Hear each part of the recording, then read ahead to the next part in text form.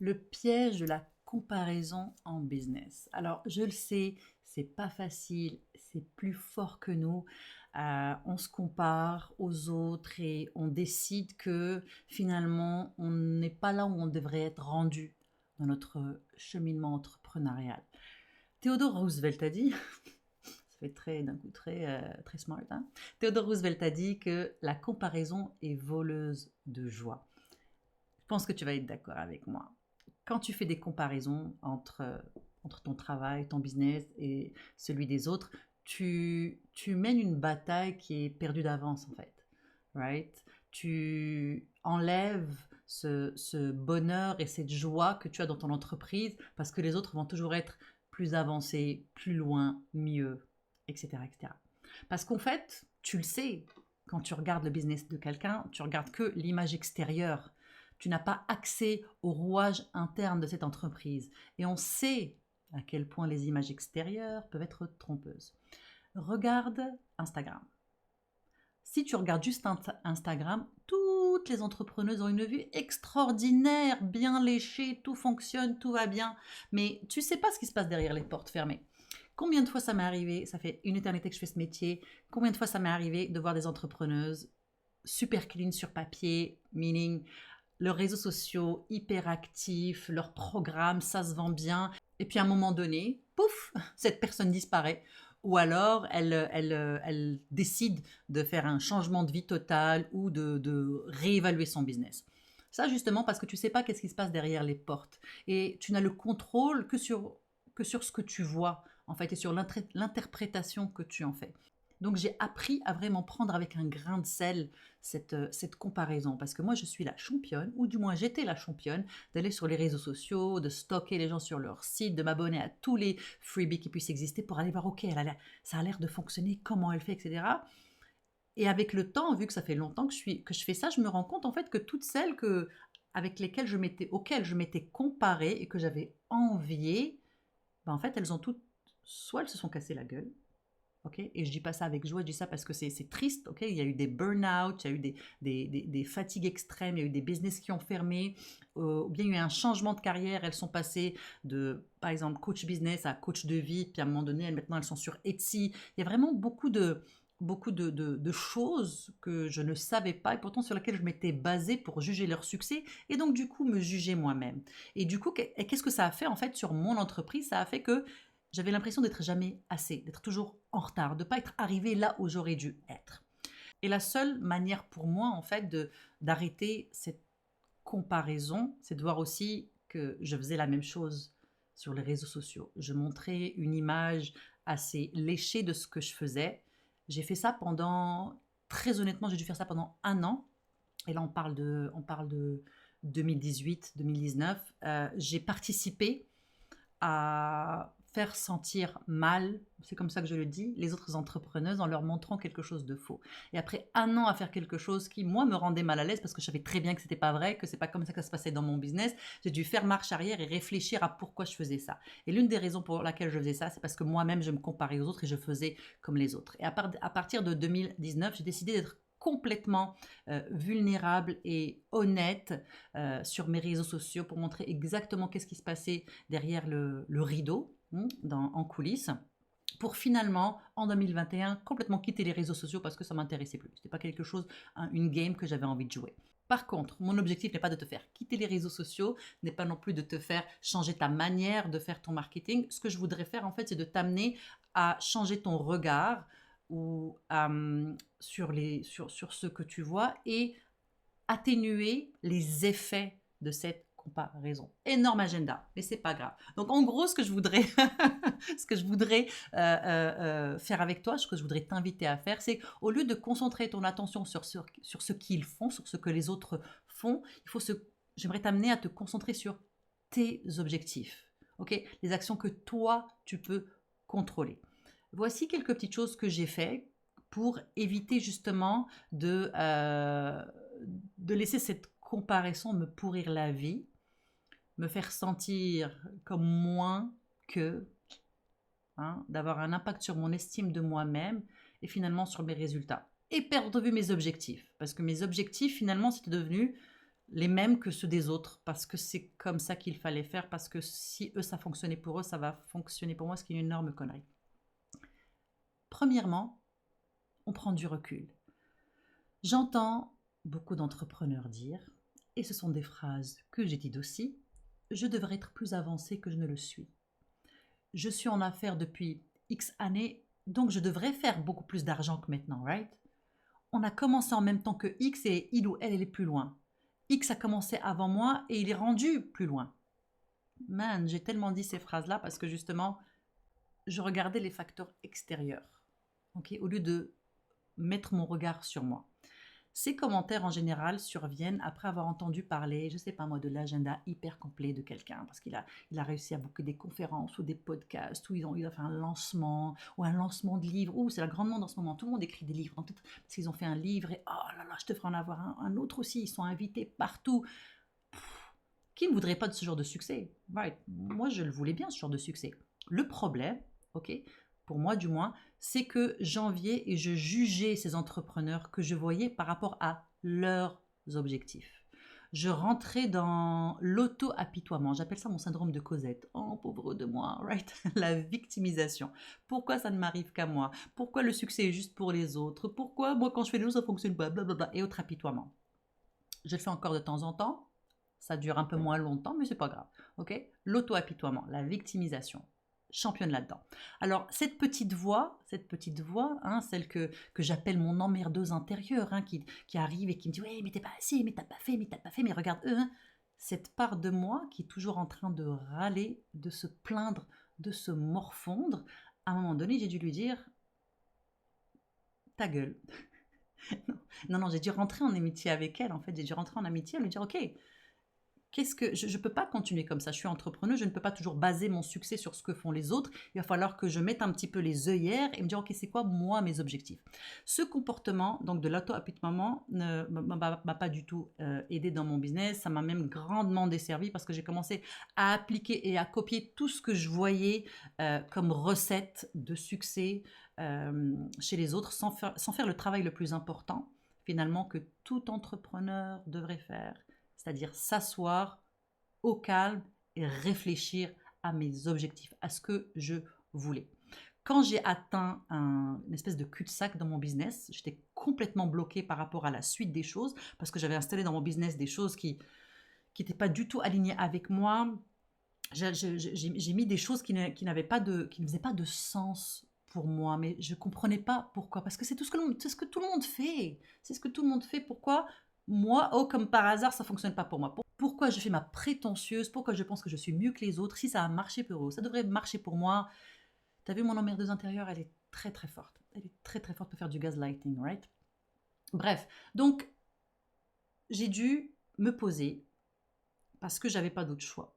Très honnêtement, j'étais arrivée à une espèce de carrefour où c'est soit je ferme, c'est fini, le business il est fini, on va se trouver un boulot où on redevient consultante, où on va faire des contractuels ou peu importe, pigiste, peu importe. Donc soit je ferme, soit je pivote.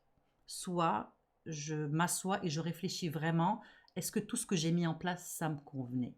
J'ai décidé de poser mes fesses et d'essayer une stratégie que je n'avais jamais explorée, alors que j'ai exploré énormément de stratégies, mais celle-là, je ne l'avais pas fait.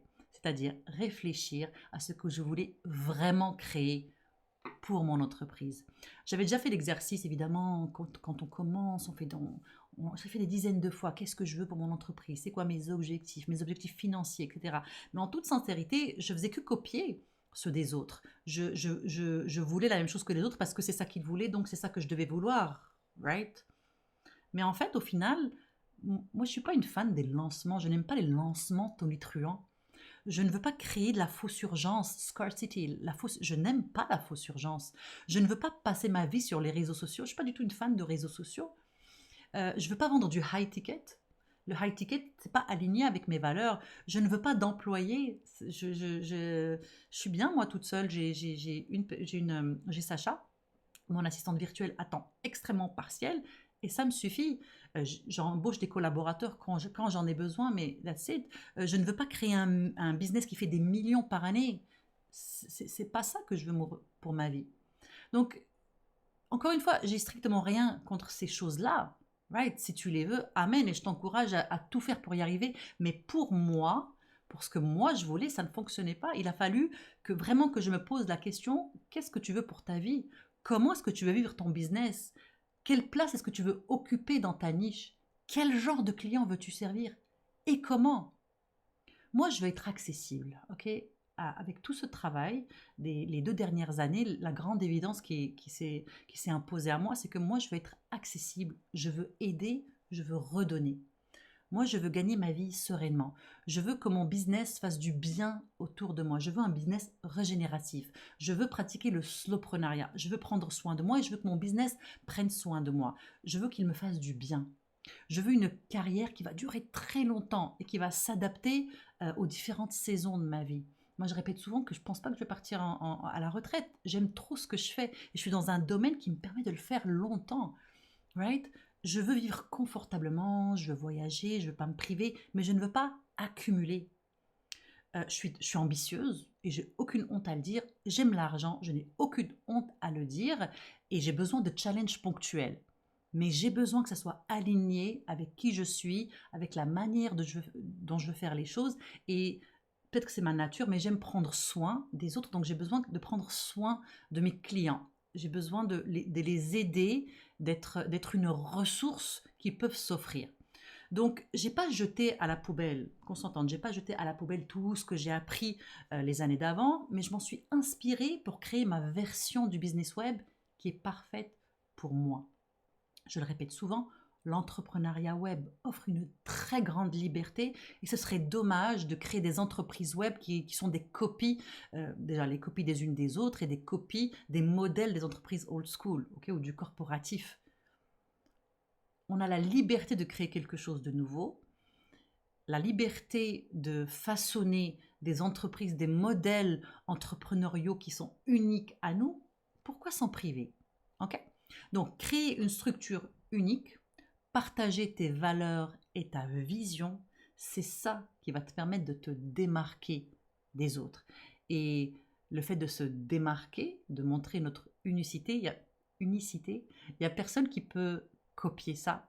Et tu peux copier ça chez personne. Et c'est ça qui va faire aussi que tu vas résonner avec le bon public, le public parfait pour toi. On ne veut pas tout le monde, moi je ne veux pas travailler avec tout le monde, mais je veux travailler avec les bonnes personnes. Celles qui vont être alignées avec mes valeurs et avec la transformation que je propose. Ensuite, le plus important, qui vient justement, qui découle de ce questionnement, c'est réfléchir à sa définition du succès. Tant que tu n'as pas défini ce que le succès signifie pour toi, tout ce que tu vas entreprendre va refléter ce manque de focus et de clarté. C'est garanti. Parler de succès, c'est toujours un peu délicat, right? Et pour plusieurs raisons. D'abord, le succès est différent pour chacune d'entre nous. C'est pas vrai qu'il y a une seule définition du succès. Il y en a des milliards.